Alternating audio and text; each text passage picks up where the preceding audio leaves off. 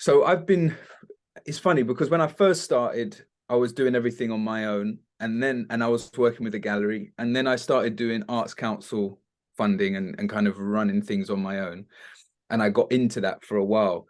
And that was really nice because you manage it all yourself, you have your money, you say what you want to achieve, and then they kind of trust you to get on with it, and then you feed back in the end. So I kind of got quite comfortable with that.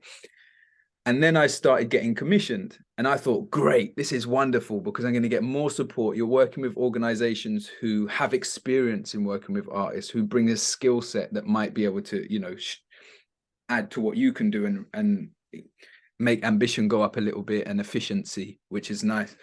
Um, but my experience overall, I mean, there's been some standout organizations that have really treated me great and are excited to work with me. They see you as valuable, right? As an artist, they're into what you're doing, they trust you, and they just want to give you a platform and facilitate what you want to do, which is amazing, right? Obviously money's tight across the board with the arts, but for me the problem is not only the fact that we don't get paid a certain amount. I think that that's kind of a symptom of a deeper thing, which is how artists are viewed and treated by organizations, and the way that the organizations are set up and their relationship with artists, but also the cultural kind of deep unspoken understandings of an artist's role in society, which for me is actually quite uh it's a really cynical approach. But the overwhelming experience, especially lately, I've worked with some organizations, been recently been commissioned, and it's been a real nightmare. But the overwhelming problem, yes, the pay has been ridiculous, and it's never really been kind of amended as things change or anything like that. There's no onus on them to make sure that you're getting paid properly. The only kind of thing that holds them a little bit accountable, and it's not really, it's just on the surface, is they don't want to be seen to be saying that they don't want you to get a certain amount of money.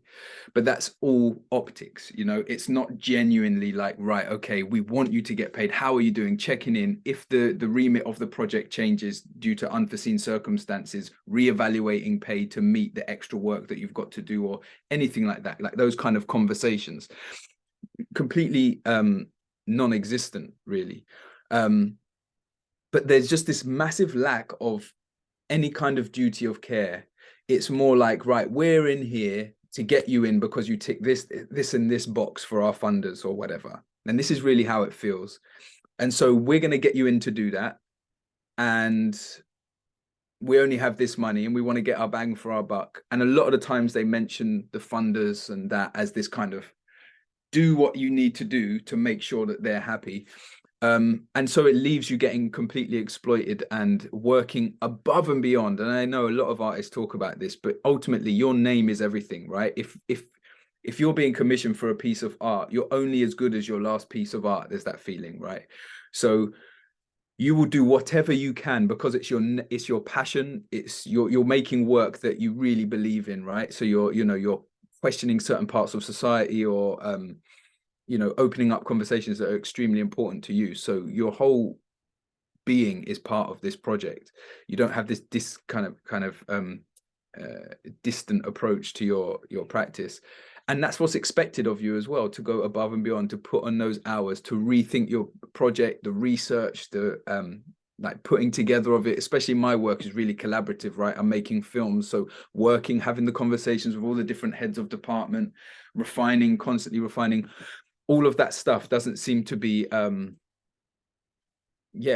really factored in or cared about, really. And I guess for me, the way that I approach it, and I know the way that a lot of other artists approach it, is the pay is just something that allows me to barely survive so that I can make the work. But the payment is the fact that I have a strong piece of work there that will then tour, hopefully, and then open up other opportunities for one day being able to get more pay, right?